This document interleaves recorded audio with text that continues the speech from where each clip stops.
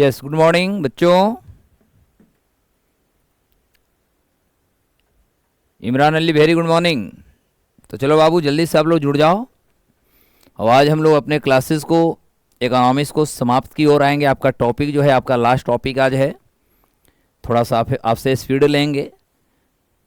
सभी को good morning, good morning. और आज हम लोग अपने इकोनॉमिक्स को लास्ट करेंगे। तो चलिए, आज का हमारा जो टॉपिक है उद्योग है।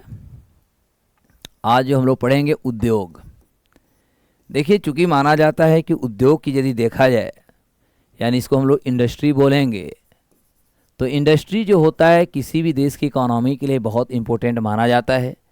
क्योंकि इंडस्ट्री के माध्यम से हम कह सकते हैं कि प्राइमरी सेक्टर जो होता है, यानी प्राथमिक क्षेत्र के साथ साथ जो हमारा टर्शियरी यानी जो सर्विस सेवा होता है या सर्विस सेक्टर होते हैं, ये दोनों सेक्टर को कहीं ना कहीं हम समाहित करने की कोशिश करते हैं, मजबूत करने की कोशिश करते हैं। तो इसी आधार पर हम कह सकते हैं कि उद्योग जो होता है, उद्योग हमारा एक द्वितीय क्षेत्र का पार्ट है। ठीक है, यह हमारा एक जो द्वितीयक जो क्षेत्र होता है, जिसको आप सेकेंडरी सेक्टर बोलते हैं, यह हमारा सेकेंडरी जो सेक्टर होता है, इस सेकेंडरी सेक्टर का पार्ट होता है। और सेकेंडरी सेक्टर में हमने बताया था, इसमें हमारा निर्माण की हम बात करते हैं, इसमें हम विनिर्माण की बात करते हैं। ये सब ऑलरेडी हमने पढ़ा दिया है। तो अब हमारे यहाँ भारत में यदि हम उद्योग की बात करें, तो भारत में उद्योग की शुरुआत जो होगी, इस तरह से हमारे यहाँ औद्योगिक नीति लाई गई थी।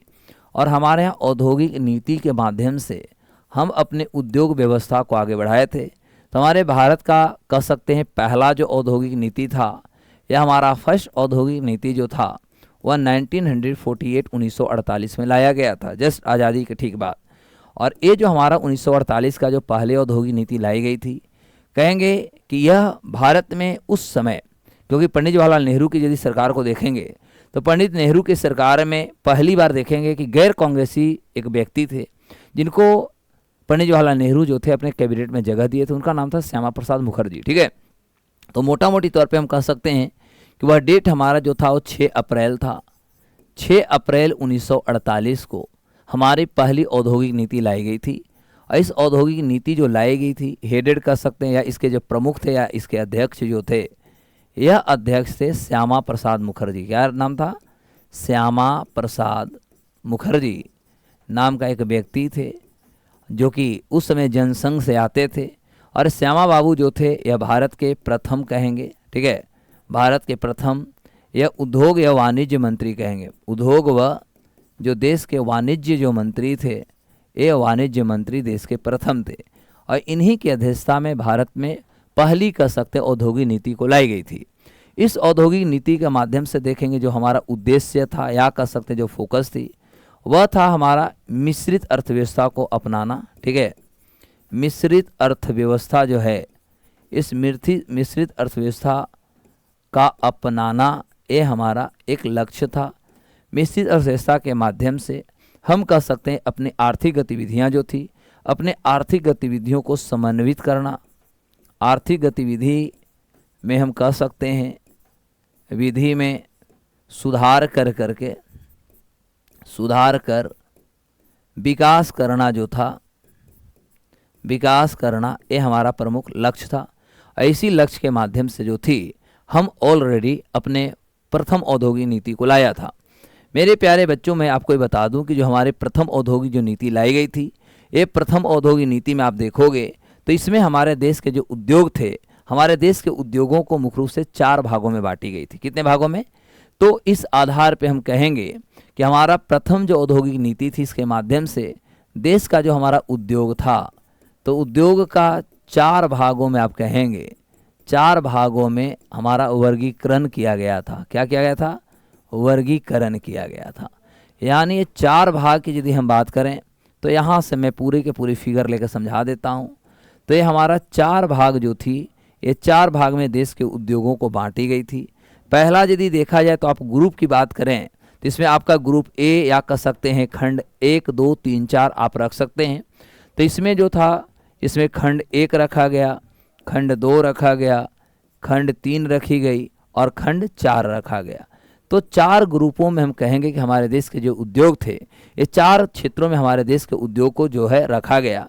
इसमें सबसे पहली बात है कि जो हमारा प्रथम जो क्षेत्र थे उसमें हमारा जैसे अस्त्र शस्त्र कह सकते हैं, हमारा रेलवे कह सकते हैं, हमारा परमाणु जो था, ये 3 जो हमारे सेक्टर थे, ये 3 सेक्टर यानी परमाणु शक्ति आप कहेंगे, तो ये तीनों सेक्टर को जो था मुख्य रूप से जो था वो प्रथम क्षेत्र में रखा गया, जिसे हम आरक्षित श्रेणी कह सकते हैं, या हम अपनी भाषा में कह सकते हैं कि जिसपे केवल सरकार का एकाधिकार था, यानी सरकार के एकाधिकार वाले क्षेत्र को रखा गया। तो इसमें हम कहेंगे कि इसमें जो उद्योगों की संख्या था, इसमें उद्योगों की संख्या में डायरेक्ट आपको याद करा, इसमें 3 रहेंगे, ठीक है। कौन कौन था? तो इसमें हमने बताया अस्त्र शस्त्र, है ना, अस्त्र शस्त्र, ठीक है, हमारा था। इसमें हम रेलवे परिवहन की बात करेंगे, रेलवे परिवहन की बात करेंगे। और तीसरा जो हमारा था वो परमाणु ऊर्जा था। परमाणु ऊर्जा जो थी, इस परमाणु ऊर्जा को हमने इसी में, इसलिए हमारा प्रथम जो क्षेत्र थी, प्रथम क्षेत्र में हम 3 उद्योगों को रखे और इस पे कह सकते हैं सरकार का एकाधिकार था, सरकार का एकाधिकार था। यानी जो भी फैसला लेगी, जो भी अंतिम निर्णय लिया जाएगा, वे सारे के सारे निर्णय जो होंगे वह केवल हम कह सकते हैं सरकार के द्वारा ही लिए जाएंगे। और इस तरह से जो केवल सरकार का निर्णय या सरकार नीतियां बनाती थी, वो सारे के सारे जो क्षेत्र होते थे, उन सभी क्षेत्रों को नाम दिया गया कि वह हमारा सरकार का एकाधिकार वाले क्षेत्र होंगे। क्लियर हुआ? दूसरा जो हमारा क्षेत्र था 3 दूनी 6 या 18, यानी यहाँ पर जो हमारा क्षेत्र रहेंगे, इसमें हमने 6 उद्योगों को रखें। कितने? तो इसके अंतर्गत हम 6 उद्योगों को रखें। कुछ उद्योग लिखेंगे, ऐसा नहीं कि सारे के सारे हम आपको लिखवा दूंगा। तो इस उद्योग के माध्यम से यदि देखेंगे तो जो 6 हमारा उद्योग जो था वह हमारा था, जैसे कोयला, लोहा, इस्पात का नाम सुना है ना, तो जैसे इसमें आप लिख सकते हैं, जैसे हमारा कोयला, लोहा, इस्पात उद्योग, ठीक है, या कोयला अलग करते हैं, लोहा और इस्पात उद्योग एक साथ होता है, ठीक है। तो जैसे हमारा कोल होता है, आयरन स्टील जो हमारी इंडस्ट्री होती है, ये हो जाएगा। वायुयान निर्माण, वायुयान निर्माण यानी जो जहाज़ बनाई जाती है, इसको भी यहाँ वायुयान के साथ साथ आप कह सकते हैं, सरकार जो थी हमारा वायुयान के साथ आप जलयान भी रख सकते हैं, ठीक है। तो हमारा जलयान जो निर्माण थी, यानी पानी जहाज़ जो होती है इसको भी हमने द्वितीय क्षेत्र में ही रखा था। खनिज तेल जो हमारा भंडारण कर सकते हैं, है ना, तो ओवरऑल का खनिज तेल भी आप रख दीजिए इसी में। तो खनिज तेल आप रखिए। इसमें आप रख सकते हैं, जैसे हमारा टेलीफोन होता है, दूरभाष होती है ना, तो आप कह सकते हैं जैसे टेलीफोन होता है, टेलीग्राफ होता है, ये सभी आप रख सकते हैं। टेलीफोन, टेलीग्राफ सब एक ही है, ठीक है, बस नाम अलग है, क्योंकि सभी का काम जो है एक कम्युनिकेशन करने का काम है, ठीक है। तो जितने भी कम्युनिकेटिव चीज़ें थे, जैसे आप इसमें ये भी रख सकते, वायरलेस भी आप कहेंगे ना सर, वायरलेस से तो भी होता ही है। तो ये सारे जो उद्योग थे, ये सारे उद्योग को श्रेणी 2 में रखी गई। और सबसे महत्वपूर्ण बात बता दूं कि जो हमारा द्वितीय श्रेणी या सेकंड जो हमारे खंड थी, तो जो सेकंड खंड में हमारा रखा गया, इसमें था कि निजी जो व्यक्ति होगा या निजी जो कंपनियां होंगे, उनको 10 साल के लिए दिया जाएगा। 10 साल के बाद जो होगी वो सरकार जो होगी राष्ट्रीयकरण करके अपने कब्जे में ले लेगी। क्लियर हुआ? तो जो दूसरा श्रेणी था, हम कहेंगे कि निजी व्यक्ति, या कह सकते हैं कि कंपनियों को 10 वर्ष के लिए दिया गया। उसके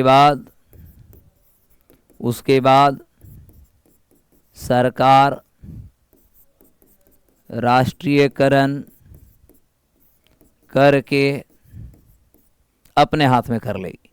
तो एक तरह से कह सकते हैं इसके माध्यम से सरकार चाहती थी कि आज़ाद होने के बाद ऐसे बहुत सारे चीज़ें थे जो निजी क्षेत्रों के हाथों में था, बड़े बड़े उद्योगपतियों के पास था। तो आखिर उनके पास जो शक्तियाँ हैं, उनके पास जो ताकत है, वह देश हित में कैसे यूटिलाइज किया जाए, कैसे इस्तेमाल किया जाए, इसको लेकर के सरकार ने एकदम बहुत अच्छा कंसेप्ट लगाया कि निजी क्षेत्र से सार्वजनिक क्षेत्र की ओर कैसे आए। तो उन्होंने कहा कि ठीक है, अब 10 साल के लिए चलाओ।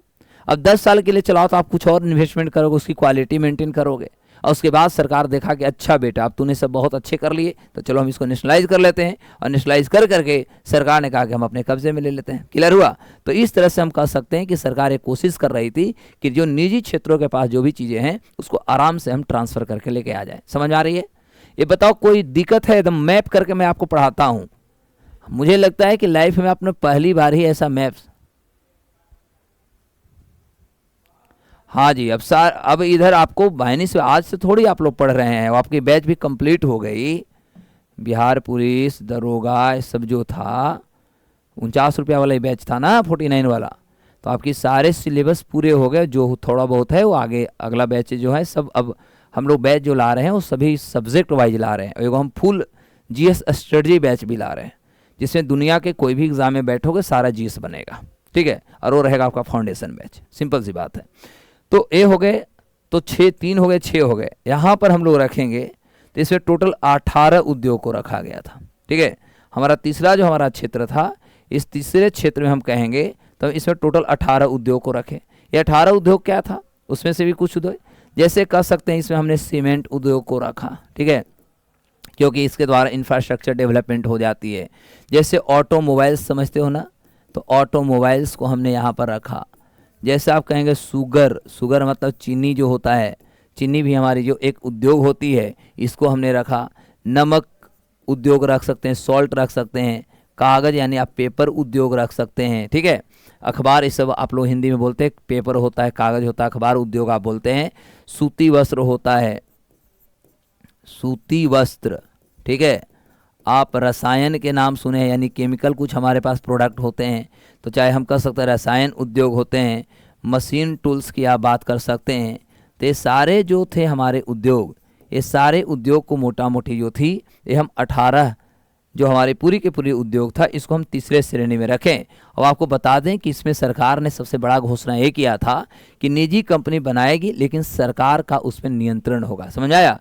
इसमें था कि सारे जो डेवलप करेगा, ये सारे के सारे डेवलप करेगा निजी क्षेत्र। ध्यान देंगे, ये सभी चीज़ों को डेवलप जो किए जाएंगे निजी क्षेत्र का, यानी निजी क्षेत्र कंपनी, यानी निजी कंपनी इसको बनाएगी, ठीक है, पर सरकारी नियंत्रण रखे जाएंगे।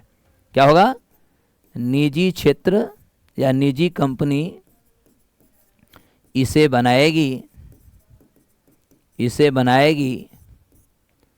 लेकिन सरकार का नियंत्रण होगा। सरकार का नियंत्रण होगा।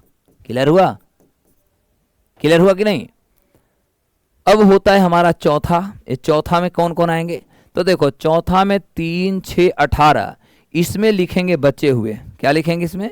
तो इसमें हम लोग कर देते हैं, दूसरी कलर ले लेता हूं, इसमें लिखेंगे बचे हुए उद्योग जो थे, ये सभी बचे हुए उद्योग को जो था हमने चौथे सेक्टर में रखा। क्लियर हुआ? अभी जो बचे हुए हमारे उद्योग थे, इसके अलावा बहुत सारे उद्योग रहे होंगे, तो शेष जो बचे हुए हमारे उद्योग थे, ये सारे शेष बचे हुए उद्योग को हमने चौथे क्षेत्र में रखा। और यहाँ पर सरकार ने स्पष्ट कर दी थी कि सरकार का सामान्य नियंत्रण होगा। क्या होगा? सरकार का सामान्य नियंत्रण होगा। सामान्य नियंत्रण होगा। तो इस तरह से हम कह सकते हैं कि गवर्नमेंट जो थी, ये भारत का पहला जो हमारा औद्योगिक नीति आया, ये देश का पहला औद्योगिक नीति, मेरे प्यारे बच्चों, आप कह सकते हैं कि यह हमारा भारत का पहला औद्योगिक नीति 1948 में आती है। Is it clear? बताओ कितने बढ़िया से आपको समझ में आ गया। पूरी की पूरी कहानी एक जगह समझ में आया कि नहीं? कन्या से क्वेश्चन पूछेगा, केकरा है क्वेश्चन पूछने का दम, ऐसे तनी पूछ के देखे तो कोई बच्चा छोड़ेगा क्या? एक जगह तुम्हारी पूरी की पूरी बायोग्राफी जो था, हमने प्रथम जो हमारा फर्स्ट 5 जो था, ये हम फर्स्ट में हम आराम से इसको डिस्कस कर दिया। Is it clear? सबको ये पूरे कंसेप्ट के लिए थोड़ा स्पीड दीजिए, क्योंकि हमें इस टॉपिक को आज पूरा कर लेना है। उसके बाद हम लोग नए चीज़ों में, नए बैच में आप फिर मिलेंगे। ऐसा नहीं कि टॉपिक ख़त्म हो गई। आप बीपीएससी के लिए और बड़े बड़े जो एग्ज़ाम होते हैं, वो सभी के लिए फिर से आप एक बार जुड़ सकते हैं, और उसमें और नए नए चीज़ों को सीखेंगे, ठीक है। और डेप्थ में तो बीपीएससी हमारी रहेगी, या फाउंडेशन हमारा जीएस बैच रहेगा, उसमें और ज़्यादा से ज़्यादा आप डेप्थ में पढ़िएगा, इससे भी बहुत ज़्यादा, क्योंकि सिविल के उसमें ज़्यादातर हम सिविल की बात ही करेंगे। अब हम लोग पढ़ेंगे सेकेंड, फटाफट आ जाओ। अब हमारा सेकेंड औद्योगिक नीति आ जाओ। तो देश का जो सेकंड यानी औद्योगिक जो नीति थी, यह औद्योगिक नीति 1956 में आया, 1956 में आया। क्लियर हुआ। और ये जो औद्योगिक नीति आई थी, यह देखिएगा तो ये हमारा द्वितीय जो पंचवर्षीय योजना था, ये द्वितीय पंचवर्षीय योजना के दौरान आया, योजना के दौरान आया। ठीक है। तीसरी महत्वपूर्ण बात होगी कि इस पंचवर्षीय ये जो था, इस समय नेहरू महालिनोबिस जो मॉडल था, तो हम कह सकते नेहरू महालिनोबिस मॉडल पर आधारित था। तीसरी महत्वपूर्ण बात यदि देखा जाए तो हम कह सकते हैं कि भारी उद्योग लगाना उद्देश्य था, जिससे कि हम कह सकते हैं कि देश में आर्थिक गतिविधियों को और ज़्यादा सुदृढ़ किया जाए। भारी उद्योग के माध्यम से सार्वजनिक और निजी क्षेत्र जो थे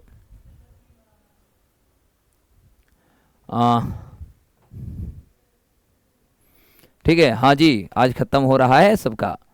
तो ओवरऑल यदि देखा जाए तो हमारा था कि देश में हम उद्योग लगाएंगे, उद्योग के माध्यम से चाहे हमारा भारी उद्योग होगा, चाहे हमारा मध्यम उद्योग होगा, हमारा लघु उद्योग हो सकते हैं, ये सभी को लगा करके देश को हम कहीं न कहीं जो आत्मनिर्भर होता है, वो आत्मनिर्भरता जो प्राप्त करना था हमारा, इस आत्मनिर्भरता को लेकर के कहीं न कहीं हम कह सकते हैं कि इस औद्योगिक नीति को हम लेकर के आए थे। इस औद्योगिक नीति के माध्यम से देखेंगे तो हमारे देश के जो उद्योग थे, इस उद्योग को तीन भागों में आपको बांटा गया था। ठीक है। इससे पहले वाला में हमने 4 भाग पढ़ा, इसके माध्यम से जो हम लोग पढ़ेंगे, इसके माध्यम से हमारा 3 भाग में हमारा उद्योग बंटेंगे। ठीक है। सेक्शन ए कर लो, या खंड करते हैं आपकी बांटते हैं तो खंड ए कर लेते हैं, यहाँ पर आप कर लेंगे खंड बी, और यहाँ आप कर लीजिएगा खंड सी। यानी अभी तक हमने देखा कि फर्स्ट जो हमारी थी, तो फर्स्ट में हमने 4 भागों में बांटा, इसमें जो है मुख्य रूप से हमने 3 भागों में बांट दिया। अब मोटा मोटी तौर पर यदि देखा जाए तो हमारा जो पहले इसमें उद्योग थे, इस पहले उद्योगों में यानी खंड ए में हमने टोटल 17 उद्योगों को रखा। कितने? तो टोटल हमने 17 उद्योगों को रखा।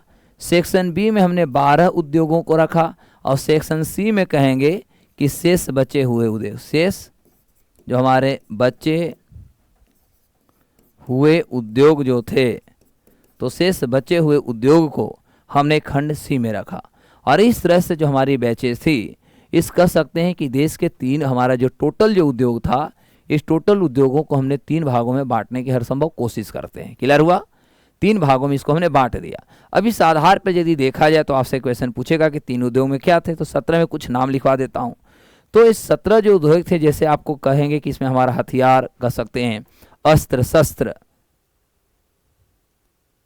नहीं क्लास चलेगा, क्लास तो रेगुलर चल रही है, अलग अलग बैचेज चलेंगे। आज आपका जो सिलेबस था, वो आपका जो बैच था, वो आपका बैच का आज अंतिम दिन है। ठीक है।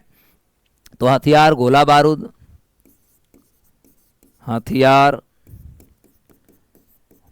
बारूद, वो आपने इतना दिन में देखा कि आपको कम से कम दामों में सबसे बेस्ट जो क्वालिटी थी आपको JRC आपको दिया है। ठीक है। परमाणु शक्ति के साथ देखेंगे तो लोहा और इस्पात जो उद्योग वहाँ पर हम पढ़े हैं, इसमें यहाँ पर लाएंगे इस्पात उद्योग। ठीक है। यानी आयरन एंड स्टील जो हमने इंडस्ट्री उसमें सेकेंड में जो पढ़ाया था, यहाँ पर इसी में आ जाएंगे। ठीक है। भारी मशीन आदि। ठीक है। एटसेट्रा कर देता हूँ, क्योंकि 17 को नाम लिखाना पॉसिबल है नहीं। अब होता क्या है मेरे प्यारे बच्चों, कि जो रहे उद्योग थे, ये सभी को सार्वजनिक क्षेत्र के उद्योग कहा जाता है। इसको क्या कहा जाता था? इसे हम सार्वजनिक क्षेत्र के उद्योग कहा जाता है।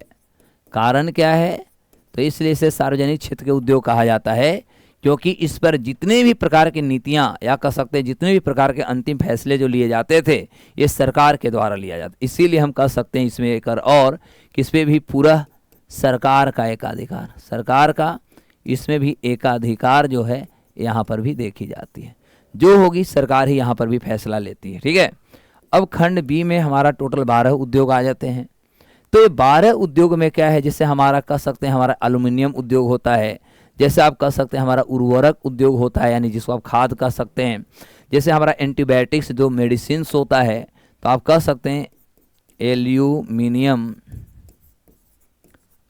उद्योग आप कह सकते हैं। ठीक है। एल्युमिनियम के अलावा आप कह सकते हैं उर्वरक मतलब होता है क्या कह सकते हैं फर्टिलाइज़र, जैसे आप कह सकते हैं एल्यूमिनियम हो गया, आप कहेंगे एंटीबायोटिक्स जो हमारी मेडिसिन होती है, जो दवाइयाँ होती हैं, इसको भी इसी उद्योग में रखा गया। ठीक है। देन आफ्टर आप कहेंगे कि जो अनिवार्य दवाइयाँ थी, अनिवार्य यानी दवाइयाँ जो थी, जैसे मान लो पैरासीटामोल, शरीर में दर्द है तो भी खाएंगे, फीवर है तो भी खाएंगे, तो ये हमारा अनिवार्य दवाइयाँ हैं। ठीक है।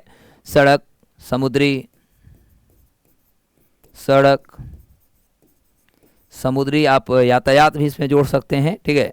परिवहन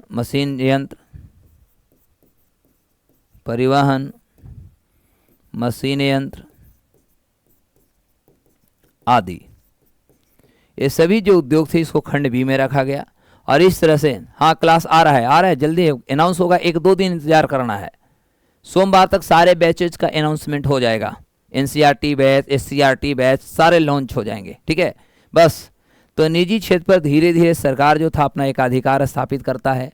पहले सरकार ने कहा कि चलो तुम बढ़ो, खोलो, कोई दिक्कत नहीं है, लेकिन जब सरकार ने देखा कि सब डेवलप हो गया है, तो फिर धीरे धीरे सरकार जो थी अपनी जो शक्तियाँ जो थी नेशनलाइज कर करके छीनना शुरू सरकार करती है। तो निजी क्षेत्र पर धीरे धीरे सरकार का नियंत्रण, निजी क्षेत्र पर सरकार का धीरे धीरे नियंत्रण बढ़ेगा। तो पहले सरकार एक तरह से कह सकते हैं सरकार चाहती थी कि बेटा तुम लोग जितना डेवलप करना है करो, क्योंकि ऐसे तो तुम करोगे नहीं, तो चलो हम तुमको कुछ थोड़ा बहुत दे देते हैं, कह सकते हैं क्या उसको कह सकते हैं लालच, और उसके माध्यम से आप आओ फिर मैं अपना ले लूँगा।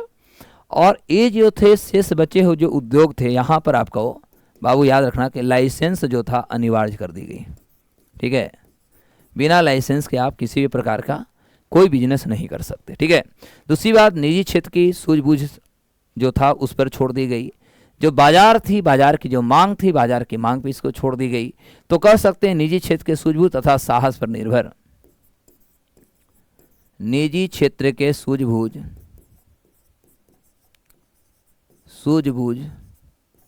व बाजार की साहस पर निर्भर। ठीक है। करंट अफेयर कंटिन्यू चलते रहेंगे, हड़बड़ाना नहीं है। तो ये आपका जो था देश का सेकंड कहेंगे औद्योगिक नीति थी। और इस तरह से भारत में यदि हम औद्योगिक नीति की बात करें तो हमारे देश में औद्योगिक नीति इस तरह से हम कहेंगे कि हमारे देश में अभी तक यदि देखें तो हमारे भारत में अभी तक 2 औद्योगिक नीति आ चुकी है। क्लियर हुआ? यानी 1948 हो गया और हमारा 1956 हो गया। अब होता है कि सर इसके बाद भी क्या होगी, तो देखो साहब यदि इसके बाद की यदि देखें तो इसके बाद आपका तीसरा औद्योगिक नीति हो जाएगी। तो हम लोग तीसरी औद्योगिक नीति पे भी आते हैं और फास्ट करेंगे, देर नहीं करेंगे। तो देखो हमारा तीसरा जो औद्योगिक नीति थी, तीसरी औद्योगिक नीति की थी। यहाँ तक सबको क्लियर है? आप देखो क्वेश्चन कैसे बनेगा, तरीका देखो पढ़ने का, रटना नहीं है। शिक्षा को सबने बर्बाद किया, बच्चों को रटवा करके, वन लाइनर पढ़ा के आपको खुद देखो सारा एकदम सेटल करके हम आपको दे रहे हैं। एग्जाम में जो पूछेगा खट से आंसर दिख जाए, अरे सर तो यहाँ लिखा, अरे क्या था भाई, तो 3 भागों में था, खंड ए में कितना 17 को था। ऐसे हमें पढ़ाई करनी है, प्रैक्टिकल, इकोनॉमिक्स कोई भी विषय रटने का नहीं है। चलो हम तीसरी औद्योगिक नीति पे आते हैं। देखो बाबू लोग देखो, आगे बहुत छोटा छोटा औद्योगिक नीति है। तीसरा हमारा जो औद्योगिक जो नीति थी ये हमारा औद्योगिक नीति तीसरा 1969 में आता है। ठीक है, और ये 1969 का औद्योगिक नीति बड़ी आसान है। इसमें बड़ा सिंपल सा था कि इसमें MRTP अधिनियम जोड़ा गया था। MRTP, इसमें अधिनियम जो थी, ये अधिनियम लागू किया गया था, जिसे हम कह सकते हैं MRTP एक्ट 1969। ठीक है, बस इसमें सबसे इम्पोर्टेंट यही है कि सर MRTP एक्ट 1969 क्या है। MRTP का फुल फॉर्म होता है मोनोपोलीज एंड रिस्ट्रिक्टिव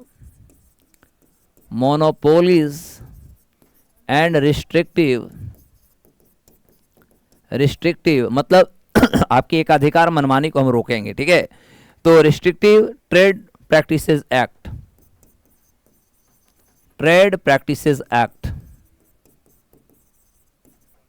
1969।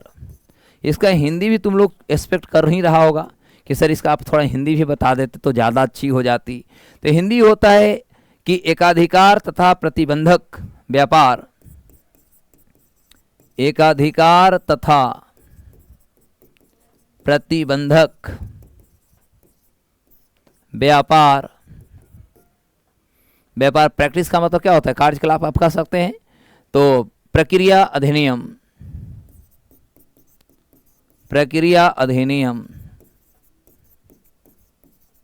1969 था क्या। इसमें सरकार का कहना यह था कि अब हम अपने मार्केट को ज़्यादा से ज़्यादा हम ट्रांसपेरेंट बनाएंगे। मतलब एक MRTP जो थी, यह MRTP एक सीमा था, वो सीमा नहीं जो सीमा हैदर की बात होती है, ये सीमा लागू कर दिया गया। और वह सीमा क्या था, जैसे मान के चलते हैं कि हमारे पास गुंजन एंड कंपनी एक है। ठीक है, गुंजन एंड ब्रदर्स, ठीक है, ब्रदर्स एक कंपनी है। अरे गुंजन एंड ब्रदर्स जो कंपनी है ऑलरेडी काम कर रही है। अब एक कंपनी चाहता है कि हम अपने व्यापार को और विस्तार करें। ठीक है, गुंजन एंड कंपनी चाहता है कि हमारी कंपनी और ज़्यादा विस्तार करे। तो इसमें यही हुआ था कि कंपनियों को व्यापारिक तथा जो एकाधिकार प्रक्रिया थी उस पर हम प्रतिबंध लगाने की कोशिश किए थे, सीमा लगाने की कोशिश किए, बाउंड्री लगाए थे, एक लिमिट लगाए थे। क्या था इसमें, था कि शुरू में स्टार्टिंग में यदि देखोगे तो स्टार्टिंग में था कि कोई भी जो कंपनियां होगा वह कंपनियां लगभग 25 करोड़ रुपया तक का वो अपने बिजनेस को, व्यापार को बढ़ा सकता है। लेकिन 25 करोड़ रुपया से ज़्यादा का यदि बिजनेस बढ़ाएगा तो उसे सरकार से लेना होगा परमिशन। क्लियर हुआ। तो हम पहले एक एक पॉइंट करते हैं। शुरू में कंपनी को 25 करोड़ रुपया तक का व्यापार विस्तार करने का अधिकार दी गई,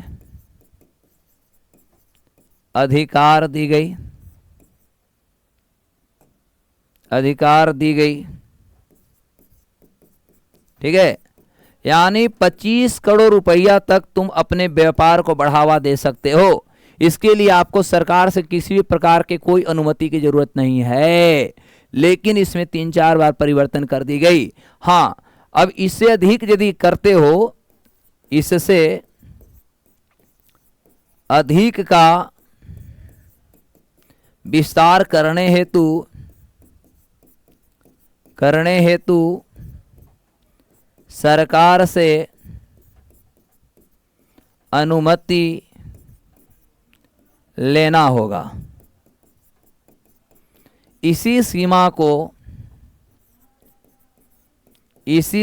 को MRTP एक्ट नाम दिया या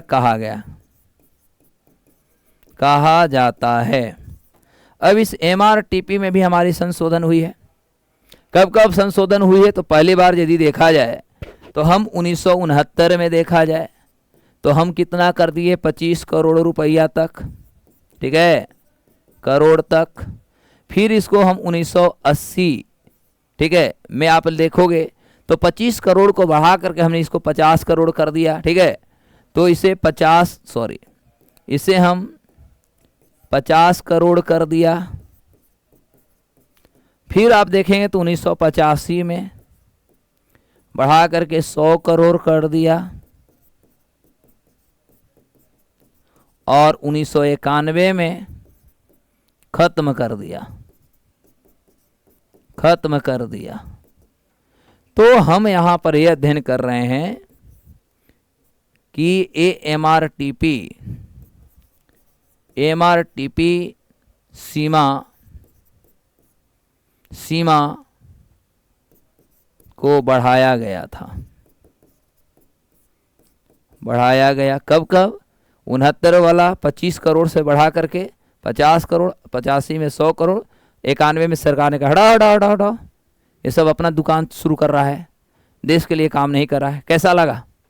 तो अब आपसे कोई पूछेगा कि एमआरटीपी क्या होता है, मुझे नहीं लगता है कोई बच्चा कहे ना सर नहीं समझ में आया। सब कहेगा कि अच्छा जेआरसी में बताया गया था कि एमआरटीपी क्या होता है। अशोक सर बताए थे कि एक बेटा एमआरटीपी जो था वह एक ऐसी कानून थी जो कंपनियों का जो बिजनेस था, व्यापार था, उस व्यापार को विस्तार करने के लिए एक सरकार ने योजना लाई थी कि तुम कितना का व्यापार कर सकते हो, कितना कर सकते हो, है ना। उससे ज़्यादा करोगे तो तुम्हें सरकार से अनुमति लेनी होगी। तो ये जो प्रक्रिया था, इसी प्रक्रिया को सर ने बोला था कि वो एमआरटीपी अधिनियम कहलाता था, है ना जी। बाबू लो बोलो, समझ में आ गई? बोलो जल्दी, समझ में आ रहा है कि नहीं आ रहा है? कुछ नहीं सर इकोनॉमी से, अब बोलो कि कुछ नहीं इकोनॉमी से, हवा बना कर सब रखता है, सब विषय को लोग हवा बनाया है। अगला चलते हैं 1973 का बात तो है, 1973 का औद्योगिक नीति, 73 का औद्योगिक नीति। देखो 1973 के औद्योगिक नीति बड़ा इंपॉर्टेंट है। 1973 के पहले औद्योगिक नीति है, पहली बार कोर सेक्टर का प्रयोग किया गया, या कोर सेक्टर शब्द भी बोल सकते हो। कोर सेक्टर शब्द का प्रयोग 1973 के जो हमारी अधिनियम थी, इस अधिनियम में किया गया। कोर सेक्टर को बाबू लोग हम लोग बोलते हैं मूलभूत उद्योग। क्या बोलते हैं बुआ? कोर सेक्टर को हम लोग हिंदी में बोलते हैं मूलभूत उद्योग। यानी देश में पहली बार मूलभूत उद्योग को किया गया। मूलभूत उद्योग क्या होता है? देखो, मूलभूत उद्योग कहते हैं एक ऐसा उद्योग जिसके बिना औद्योगिक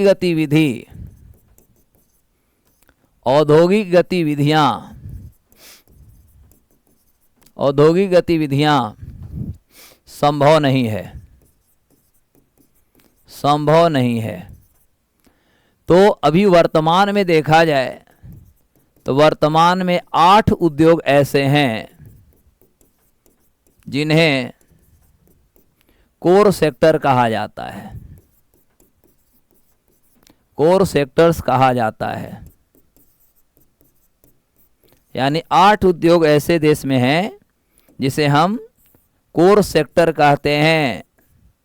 कितने? 8 उद्योग को नाम याद करो, एग्जाम में पूछेगा आपसे कि 8 कौन कौन उद्योग हैं जिसे कोर सेक्टर कहा जाता है। एक एक बच्चा कहेगा कि सर मैं जानता हूं, क्योंकि ये भी हमने जेआरसी में पढ़ा था, हर चीज में जेआरसी में पढ़ा था। और ज़्यादा के लिए तो हम जिंदाबाद है ये हैं, जो भी पूछना होगा जानना होगा आप जानबे करते हो, क्योंकि जेआरसी के साथ हम हैं, वो आपका सारे समस्याओं का निदान मिलेगी। इसे बिना देर का आप हमसे सीधे कहो कि सर ये क्वेश्चन है क्या जवाब करें, और नहीं तो हमारा अपना ऑफिस का नंबर है, ऑफिस के नंबर पे कॉल करो और कहो कि सर से बात करनी है, सर यहाँ पर अवेलेबल है। तो इसमें हमारा कोयला उद्योग होता है, इसमें हमारा क्रूड ऑयल होता है, यानी क्या बिना कोयला का बिना कच्चा तेल का उद्योग चलेगा जी? पॉसिबल नहीं है। हमारा नेचुरल गैस होता है, जिसको आप प्राकृतिक गैस कहेंगे, ऊर्जा कहेंगे, जो आपको अच्छा लगे आप बोलते रहो। रिफाइनरी प्रोडक्शन होता है हमारा, रिफाइनरी हमारा प्रोडक्शन होता है, ठीक है बाबू लोग। और इसके बाद फर्टिलाइज़र रखो,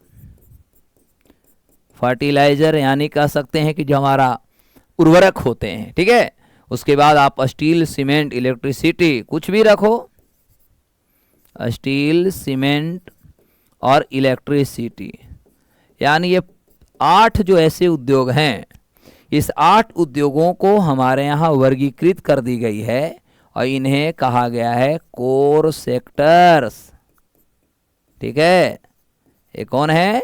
ये है हमारे कोर सेक्टर्स, क्योंकि ये 8 के बिना पॉसिबल ही नहीं है कि हमारे देश में किसी भी प्रयास, किसी भी देश की अर्थव्यवस्था की बात करें तो किसी भी देश की अर्थव्यवस्था में इसके बिना साहब पॉसिबल ही नहीं है कि वह देश अपनी आर्थिक गतिविधियों को प्रतिस्थापित कर ले, ठीक है।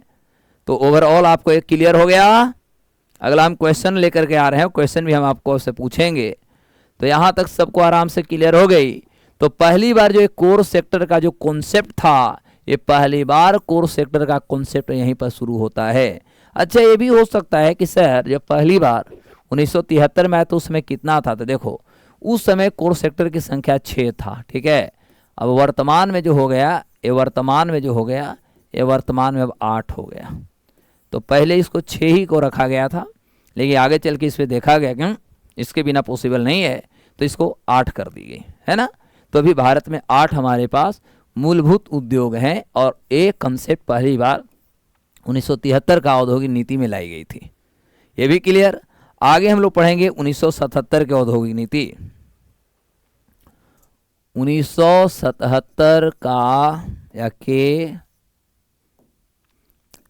1977 के औद्योगिक नीति, 1977 के औद्योगिक नीति। देख बुआ, 1977 के औद्योगिक नीति क्या था? 1977 के जो औद्योगिक नीति थी, इसका जो मेन हमारा फोकस था वह हमारा था जो ग्रामीण हमारा क्षेत्र होता है। तो ग्रामीण जो क्षेत्र होते हैं, ग्रामीण क्षेत्रों में उद्योगों को प्रतिस्थापित करना, स्थापित करना। हमारा कुटीर और जो लघु उद्योग है, कुटीर और लघु उद्योगों को स्थापित करना, जिससे कि ग्रामीण जनसंख्या का जो जीवन यापन होता है उसमें एक बहुत बड़ी बदलाव हो सके, है ना। तो कह सकते हैं कि ग्रामीण उद्योगों को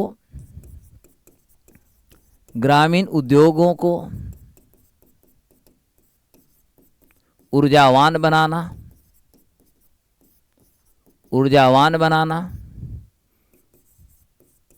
कुटीर व लघु उद्योगों को लगाना। इसके माध्यम से हम एक ही जान रहे हैं कि गांवों के लोगों को जीवन यापन में हमें एक सुधार करनी थी, ठीक है। उसके अलावा हम कह सकते हैं औद्योगिकरण का विकेंद्रीकरण करना, औद्योगिकरण का विकेंद्रीकरण करना, यानी इसको एकदम छोटे छोटे इलाका तक उद्योग को पहुंचाना, जिससे कि लोगों की सभी की इनकम जो होगा उसे आगे ज़्यादा से ज़्यादा हो। औद्योगिक क्षेत्र में पूरे भारत को तब्दील कर देना, ये हमारा लक्ष्य था। यही कारण थी कि भारत सरकार ने इस दौर में आप देखेंगे तो जब ये औद्योगिकरण का जब विकेंद्रीकरण की बात की गई, तो इसमें सरकार ने जिला स्तरीय यदि देखेंगे डिस्ट्रिक्ट लेवल पर, तो हम डिस्ट्रिक्ट लेवल पर बाबू डिस्ट्रिक्ट इंडस्ट्री सेंटर जो थी, यानी जिला उद्योग जो केंद्र था, हम जिला स्तर पे जिला उद्योग केंद्र बनाए कि हर जिला का अपनी अलग अलग विश्वसनीयता है, हर जिला की अपनी अलग अलग पहचान है, हर जिला का अलग अलग प्रोडक्शन है। तो क्यों नहीं उस प्रोडक्शन के माध्यम से उस जिला को ही विकसित एक जिला, एक औद्योगिक जिला बना दिया जाए? पॉसिबल है कि नहीं? जैसे मधुबनी जो हमारा मिथिलांचल का इलाका है, ये मछली के लिए और कह सकते हैं मखाना के लिए सबसे ज़्यादा जाना जाता है। आज पूरी दुनिया की बात करते हैं, दुनिया में जितने भी लोग मखाना खाते हैं, उस मखाना का 70% जो होता है वो भारत से, हमारा मधुबनी से जाता है। बिहार, भारत में जितने लोग मखाना खाते हैं उसका 90% जो होता है अकेले बिहार प्रोडक्ट करके देता है। तो क्या मधुबनी, दरभंगा में हम मखाना उद्योग के माध्यम से क्या लोगों को रोजगार नहीं दे सकते? अभी आपने देखा होगा कि केंद्र सरकार जो है दरभंगा में मखाना अनुसंधान केंद्र भी खोला है। इस साल भी योजना है उसको बढ़ावा देने के लिए। आज मछली उत्पादन में, प्रोडक्शन में बिहार आत्मनिर्भर हो गया है, क्योंकि उसके पीछे रीजन था कि आपका जो वहाँ का सिस्टम, वहाँ का जो कल्चर है, खासतौर पे मिथिलांचल की यदि मिथिला कल्चर देखें तो वहाँ पर माछ, मखाना और पान, ये तीन सबसे ज़्यादा फेमस होते। खासतौर पे वहाँ के जो ब्राह्मण समुदाय होते हैं तो उनके यहाँ किसी भी प्रकार के शादी विवाह या कोई भी प्रकार के जो शुभ काम होते हैं वो तीनों चीज़ों की बहुत ज़्यादा आवश्यकताएं होती है। तो इस तरह से सरकार ने क्या किया, जिला उद्योग केंद्र की स्थापना इसके माध्यम से किया। क्या? जिला उद्योग केंद्र हमने स्थापित करना शुरू किया। यह स्थापित करने का उद्देश्य क्या था? हर जिला की अपनी अपनी जो क्वालिटी होती है, हर जिला में कह सकते लघु और कुटीर जो उद्योग होता है, तो यहाँ पर हम लघु और जो हमारा कुटीर उद्योग जो था, इस उद्योग को बढ़ावा देना, जिससे कि गाँवों में या गांव की जो जनसंख्या है, छोटे छोटे शहरों की जनसंख्या है, वो बड़े बड़े शहर की ओर माइग्रेट ना हो। क्योंकि बड़े बड़े शहरों की ओर जब वो माइग्रेट होंगे तो समस्या बहुत विकराल होगी कि कहीं न कहीं कह सकते हैं खेती करने में लोग नहीं रहेंगे, प्रोडक्शन होना बंद हो जाएगा। तो ये हमारे लिए, आपके लिए भी चुनौती बनेंगे। उसके बाद सरकार ने क्या किया कि श्रम प्रधान प्रौद्योगिकी पर ध्यान दिया। क्या? श्रम प्रधान प्रौद्योगिकी पर ध्यान दिया, क्योंकि सरकार चाहती थी कि जब हम लेबर बेस्ड यदि उद्योग लगाएंगे तो लोग जो होंगे उनको रोजगार मिलेगा, और लोग जो हैं गांव से शहर की ओर काम आएंगे। क्योंकि गांव से शहर क्यों लोग आते हैं यार? नौकरी के लिए, पढ़ाई करने के लिए, सुविधाएं के लिए। यदि सारे सुविधाएं गांव में दे दिया जाए, गांव में ही लोगों को नौकरी दे दी जाए, क्यों कोई शहर आएगा? इसलिए सरकार ने कहा कि ना, हम तो कुछ डिफरेंट करेंगे। और अनावश्यक जो हमारी क्षेत्र थी, अनावश्यक क्षेत्रों में या क्षेत्रों से एफडीआई यानी फॉरेन डायरेक्ट इन्वेस्टमेंट, प्रत्यक्ष विदेशी जो निवेश होता है ना, पर प्रतिबंध लगा दी गई। पर प्रतिबंध लगा दिया गया। इसका सबसे प्रमुख उद्देश्य क्या था? उद्देश्य था कि कम से कम समय में देश के विकास की जो हमारी कड़ी है, ये विकास की कड़ी को हम ज़्यादा से ज़्यादा आगे बढ़ावें। ये जी क्लियर? और इस तरह से हम कह सकते हैं कि भारत में जो औद्योगिक नीति थी, इस औद्योगिक नीति को हम ज़्यादा से ज़्यादा आगे बढ़ाने की हर संभव कोशिश करते हैं। ये जी क्लियर? अब इसके साथ अब छोटे छोटे दो उद्योग बच जाएंगे, फिर 1991 उसके बाद समाप्त हो गया उद्योग। तो देखो, अब हमारा 1980 का उद्योग देखेंगे। 80 का औद्योगिक नीति।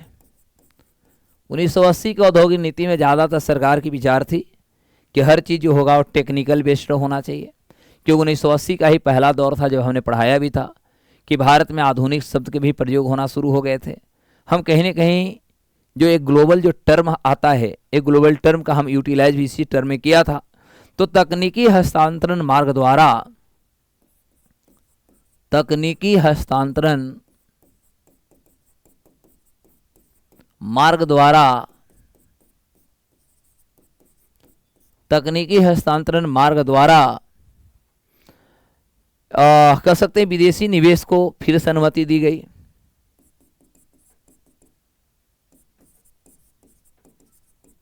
विदेशी निवेश को फिर से अनुमति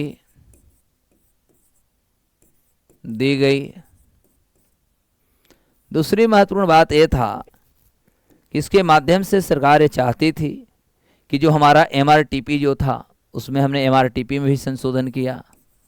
तो एमआरटीपी में हमने वृद्धि किया और कर दिए कितना, 25 करोड़ से बढ़ाकर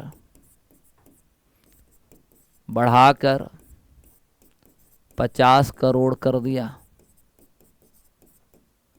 ठीक है, बस इसमें दो चीज़ आपको बहुत इम्पोर्टेंटली याद रखना है।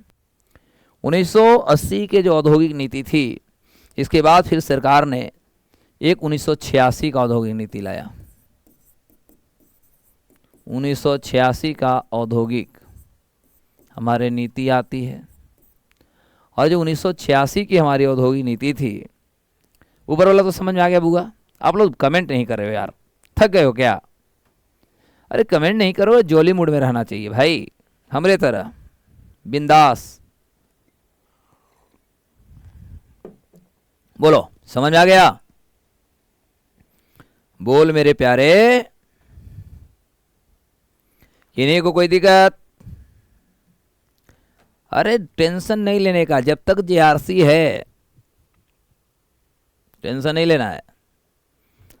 अब आप लोग थोड़ा सा, आप लोग से मेरा रिक्वेस्ट है कि ज़्यादा से ज़्यादा लोगों को शेयर कीजिए, बताइए कि एक ऐसी भी संस्था है जो प्रैक्टिकल की बात करता है। आप देख रहे हैं जो भी अभी आपको विषय दिए जा रहे हैं काफ़ी डेप्थ में दिए जा रहे हैं। हमने कभी इस पे विचार नहीं किया कि हम आपसे मात्र 49 रुपये लिए हैं, 49 रुपये लिए हैं, है ना, लेकिन मैंने वही दिया जो 50,000 में दिए जाते हैं। तो हम क्वालिटी की बात करते हैं, क्वालिटी से जाने जाएंगे। तो आप लोग ज़्यादा से ज़्यादा दोस्तों को, लोगों को बताइए कि चलो भाई एक बार जेआरसी की ओर बढ़ते हैं। तो देखो इसमें था विदेशी निवेश को अधिक सरल बनाया गया। पहली बात, विदेशी निवेश को अधिक सरल बनाई गई, यानी आसान, अधिक सरल बनाया गया। दूसरी महत्वपूर्ण बात हमारा ये जो आता है, इस दौर में सरकार ये चाहती थी, 1985-86 के दौर में देखिएगा, तो इस दौर में सरकार चाहती थी कि अनेक औद्योगिक क्षेत्रों को निवेश के लिए खोल दिया जाए, जिससे कि हर लोगों को ज़्यादा से ज़्यादा वित्तीय सहयोग मिले और लोग ज़्यादा से ज़्यादा बाजार में आकर के अपना निवेश को बढ़ावा दे सके। ठीक है, तो अनेक औद्योगिक क्षेत्रों में, या अनेक औद्योगिक क्षेत्रों को, अनेक औद्योगिक क्षेत्रों को निवेश के लिए खोल दिया गया, निवेश के लिए खोल दिया गया। तीसरी महत्वपूर्ण बात इस दौर में आप देखेंगे तो सरकार ये भी चाहती थी कि औद्योगिक लाइसेंसिंग की जो हमारी प्रक्रिया है, इसे अधिक से अधिक और ज़्यादा सरल बना दिया जाए, आसान बना दिया जाए। औद्योगिक लाइसेंसिंग प्रक्रिया को आसान बनाया गया, क्योंकि हम चाह रहे थे कि चीन 1984-85 से काम कर लिया था, हम चीन से बड़ा पीछे चल रहे थे, तो चाहते थे कि देश में ज़्यादा से ज़्यादा निवेश आ सके, देश में बड़े बड़े देशों से तकनीक आ सके, इनोवेशन आ सके। तो इसको लेकर के भी हम एक लंबे समय से हम कर सकते, इस पे काम हम कर रहे थे। तीसरी महत्वपूर्ण बात ये होती है कि इसके माध्यम से आप MRTP की बात करेंगे तो MRTP सीमा में वृद्धि की गई, और वृद्धि करके 50 करोड़ से इसको 100 करोड़ कर दिया गया, 100 करोड़ कर दिया गया। और अंतिम रूप से यदि हम बात करें, जो सबसे इम्पोर्टेंट इससे हो सकता है, वह होगा कि 1986 के अधिनियम के माध्यम से बड़ी कंपनियों को प्रोत्साहित किया गया, बड़ी कंपनियों को प्रोत्साहित किया गया, प्रोत्साहित किया गया। ये था मेरे प्यारे बच्चों 1986 का। तो मुझे लगता है कि अब आप लोग खुद बता दो कितने क्वेश्चन आपके ये सभी से देखने को मिला है, बन गया है। मुझे लगता है कि अब कहबे नहीं करोगे कि सर नहीं बना है, पॉसिबल ही नहीं है कि कह सकता है। तो यह आपका जो था, यह आपका 1980 और 1986 ये दो हमारी अधिनियम क्लियर हो गए। लास्ट है जो सबसे ज्वलंत है, जो एग्जाम के लिए सबसे ज़्यादा खतरनाक है। तो वे खतरनाक टॉपिक पे हम आ रहे हैं, वो रहेगा हमारा नई आर्थिक नीति 1991। ठीक है, तो आगे की बात करते हैं। नई आर्थिक नीति हेडिंग में डाल दो 1991 का, या कि नई आर्थिक नीति देखो बाबू, 1991 की जो नई आर्थिक नीति थी, इस समय ये लाया गया था आपका 24 जुलाई 1991 को लाया गया। और लाने वाले जो थे, प्रधानमंत्री जो थे पीवी नरसिम्हा राव, और देश के फिनांस मिनिस्टर जो थे वह सरदार मनमोहन सिंह। इन्हीं के द्वारा यह लाई गई थी। और इस दौर में यदि देखिएगा तो ये लाने के पीछे भी बहुत सारे उद्देश्य रहे थे। लाने का जो उद्देश्य था वह उद्देश्य था देश के सामने आर्थिक चुनौतियों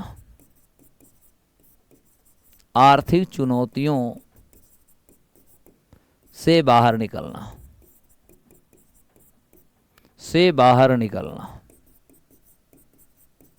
ये हमारे लिए बहुत बड़ा चीज़ थी जिस पे हम लोग बात लंबे करने वाले हैं। यह वही हमारा औद्योगिक नीति है। जब भारत पे अनेक प्रकार की चुनौतियां आए, जैसे कि बता सकते हैं, चुनौतियों की ही यदि बात किया जाए तो सबसे हम कह सकते हैं कि हमारा राष्ट्रीय चुनौतियां की बात करेंगे तो राष्ट्रीय चुनौतियां भी था, हमारा अंतर्राष्ट्रीय चुनौतियां भी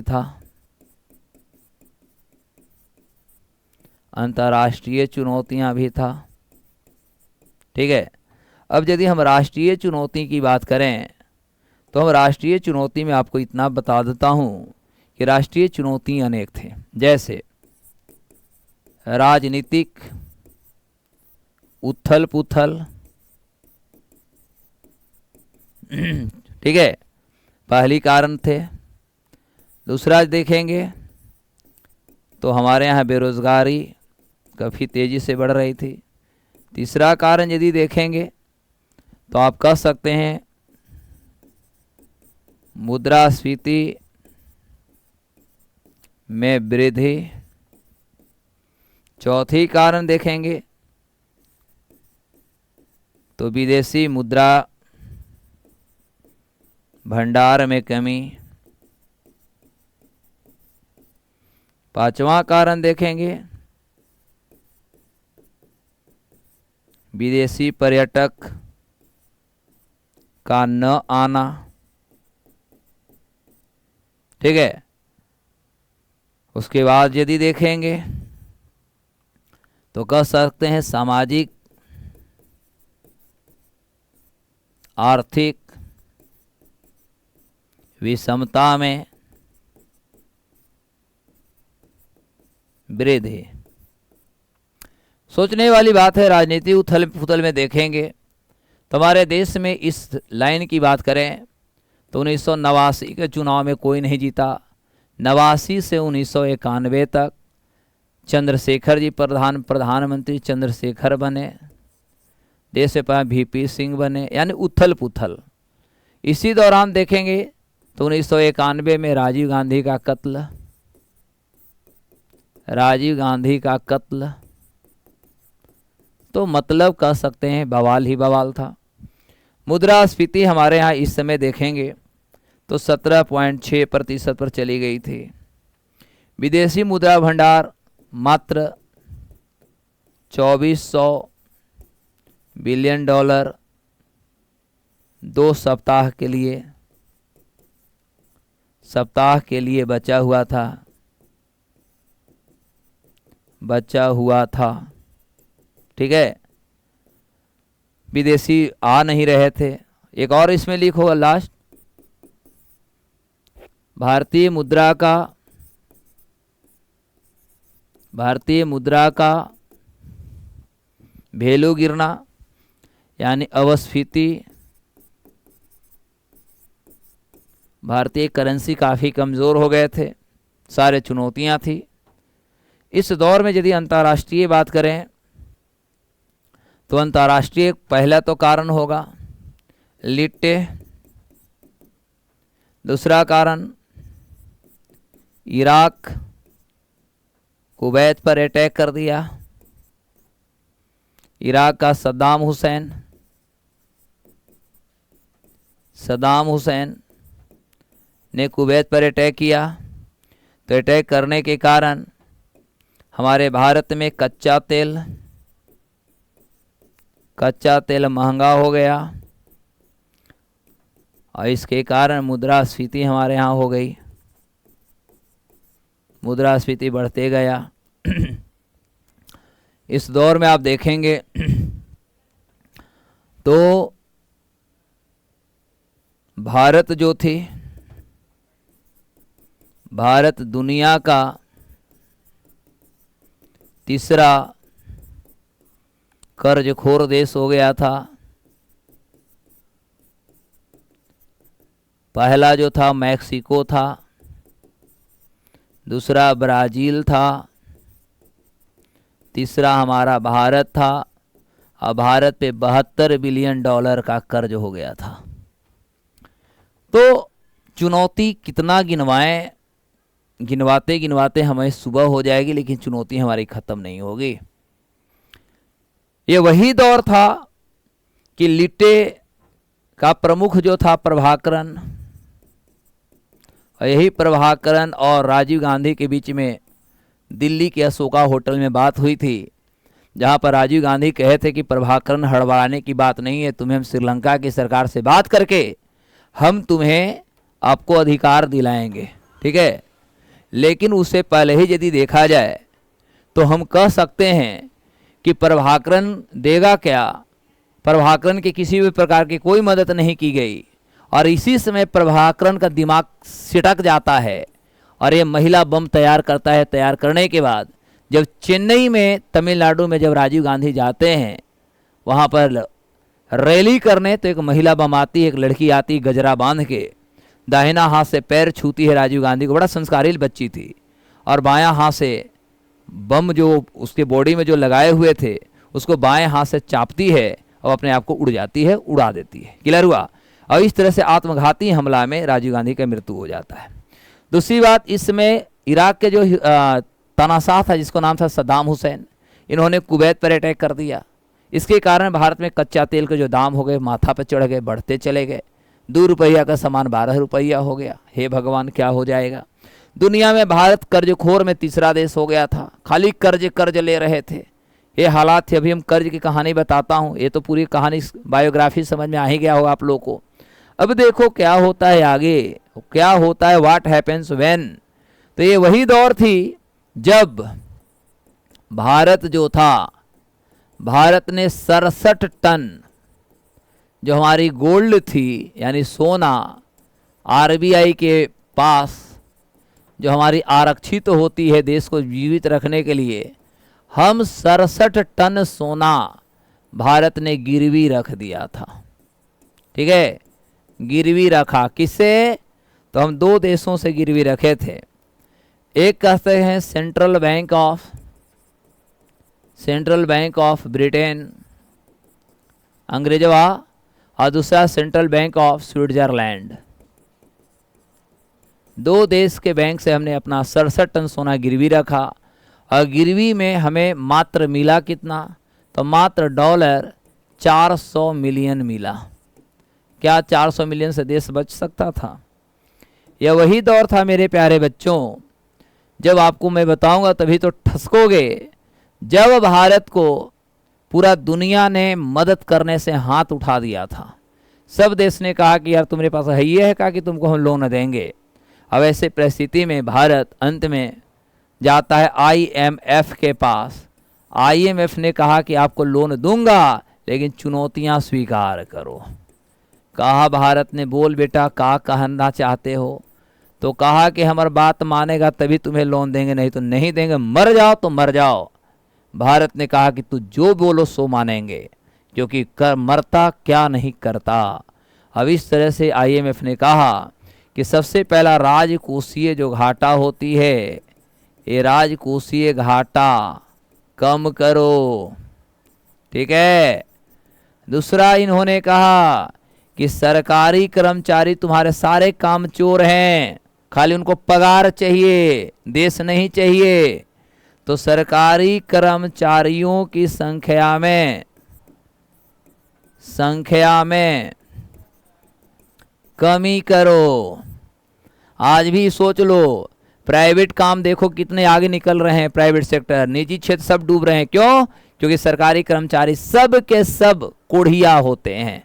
उनको मैनेजमेंट और उनका अपना डिपार्टमेंट से मतलब नहीं है, केवल उनको हर महीना सैलरी चाहिए।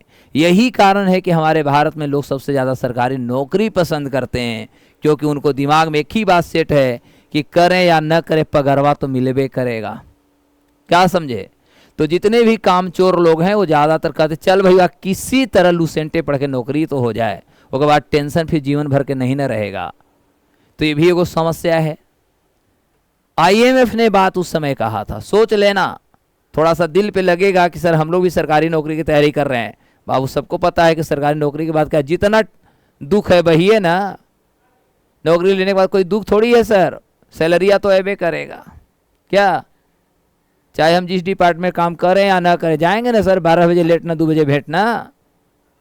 तीसरी बात होती है, इन्होंने कहा कि निजी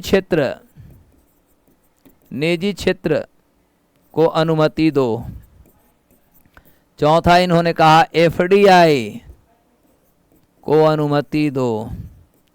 सरकार ने कहा ठीक है। भारत सरकार ने इसकी सारे चुनौतियों को भारत ने स्वीकार किया।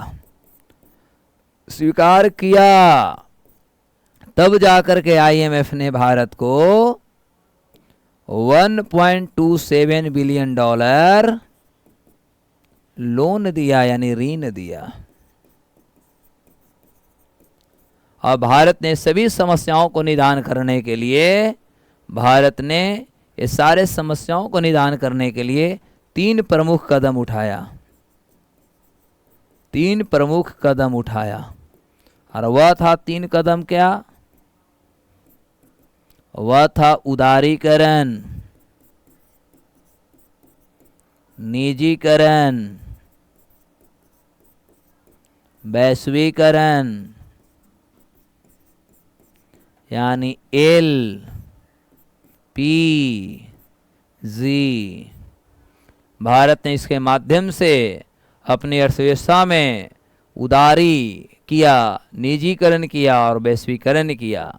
और इसके माध्यम से ही भारत ने अपने देश से जो हमारे रेड टेपिज्म था, जिसको आप नौकरशाह बोलते हैं, तो नौकरशाह की बात करें या आप कह सकते हैं लाइसेंसिंग जो राज चल रही थी देश में, इस लाइसेंसिंग राज को हमने पूर्ण रूप से कहेंगे कि हमने नस्तानाबूद किया, यानी हमने ख़त्म किया। ठीक है। और इस तरह से 1991 में जब ये हमारे पास नीतियाँ आई, तो इस नीतियाँ के माध्यम से भारत अपनी आर्थिक जो हमारी गतिविधियाँ था, हम अपने आर्थिक गतिविधियों को सुदृढ़ करने की हर संभव कोशिश किए, और इस तरह से हम कह सकते हैं अपने लक्ष्यों को पूरा करने की कोशिश कर रहे थे। ये क्लियर?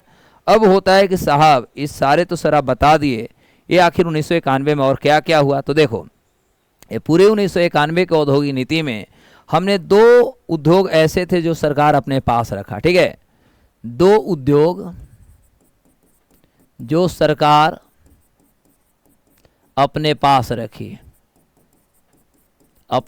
रखी। अरे 2 उद्योग कौन कौन थे आप लोग सब जानते होंगे। एक हमारा जो उद्योग सरकार ने अपने पास रखा उसका नाम था परमाणु ऊर्जा उद्योग। क्या नाम था? परमाणु ऊर्जा उद्योग। और दूसरा था रेलवे। ये 2 भारत सरकार ने कहा कि ये तो भाई हम अपने पास ही रखेंगे, क्योंकि सबको बनाने के लिए मिल जाएगा तो सब तो बर्बादे देश को कर देगा। क्या समझे? उसके बाद हम कह सकते हैं कि सरकार ने 5 उद्योग के लिए लाइसेंस, 5 उद्योग के लिए लाइसेंस अनिवार्य किया।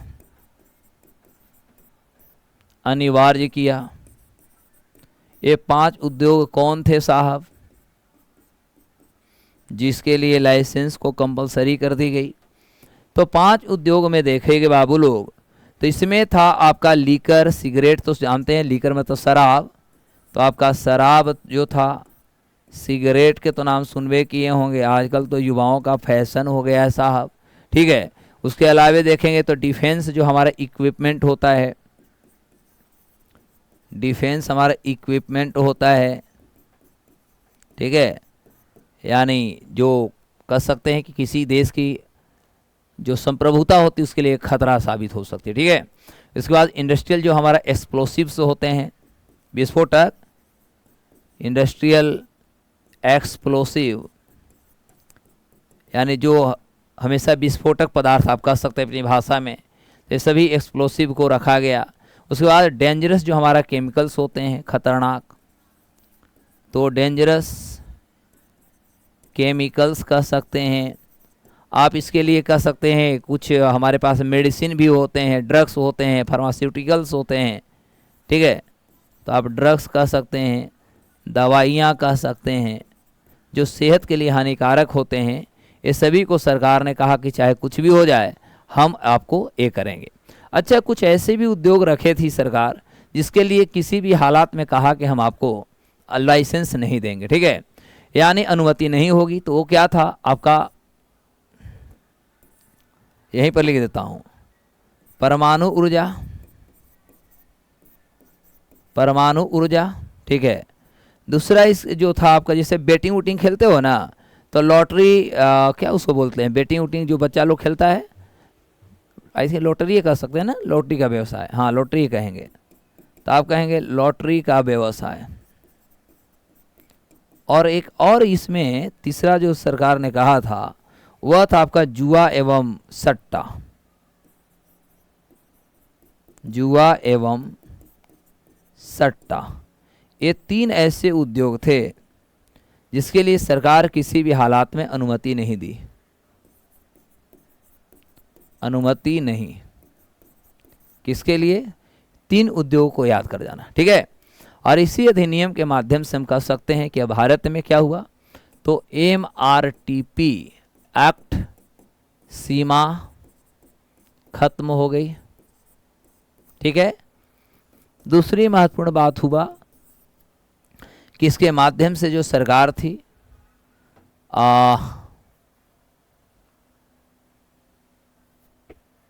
हाँ ठीक है, 1991-92 के आप कह सकते हैं, ठीक है। तो इसके माध्यम से सरकार जो थी आपका FDI जो था, FDI की अनुमति मिल जाती है। सरकार ने कहा कि चलो विदेश से जितने भी बड़े से बड़े निवेशक थे, वे सभी निवेशकों को भारत ने कहना शुरू कर दिया कि आइए आपका स्वागत है, भारत में इन्वेस्टमेंट कीजिए। तो इस तरह से हम कह सकते हैं कि हमारे देश में औद्योगिक जो नीतियाँ थी, ये औद्योगिक नीतियाँ को हमने समृद्ध करने की कोशिश किया। कैसा लगा लेक्चर बताओ। अब करेंट अफेयर जब हम लोग पढ़ेंगे तो उसमें इससे रिलेटेड बहुत सारी चीज़ों को हम लोग देख लेंगे। तो मुझे लगता है कि आप लोगों को पूरी बढ़िया से समझ में आ गई होगी। एक बार आप लोग बोल दीजिए ऑल द बेस्ट। आप लोगों को बहुत मज़ा आया होगा, बहुत मज़े से पढ़ाया भी गया है, पढ़ाया भी मैंने है।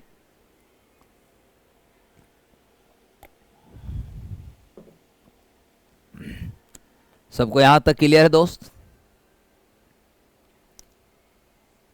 आप लोग बोलेंगे तभी ना हम समझेंगे कि हाँ समझ में आया। तो आज हम लोग सेवा यहीं पर रखेंगे मेरे प्यारे बच्चों। अब हम लोग इस बैच को ओवर करते हैं। आज आप सभी को बेस्ट विशेष मेरे तरफ से और JRC के तरफ से। आप लोग खूब आगे बढ़िए, खूब मेहनत कीजिए। जो भी समस्याएं हो बेहिचक आप हमसे बात कीजिए, पूछिए, हम लोग आपके साथ हैं। अरे जब हम आपके साथ हैं तो डरने की क्या बात है भाई। तो अब आप लोग मेहनत करो, बहुत अच्छे से पढ़ाई करो। आपकी परीक्षा होने वाली है बिहार पुलिस से सबका, हम मैराथन लेके आने वाले हैं। आपको हम क्वेश्चन भी कराने वाले हैं, तो क्वेश्चन भी कराएंगे हम सभी मिल करके, जिससे कि आपकी और अच्छी हो। फिर हम लोग मिलते हैं आगे, न्यू बैच में मिलेंगे और न्यू बैच में फिर हम लोग एक नए शुरुआत के साथ आगे मिलेंगे। तब तक के लिए नमस्कार, जय हिंद, बाय बाय।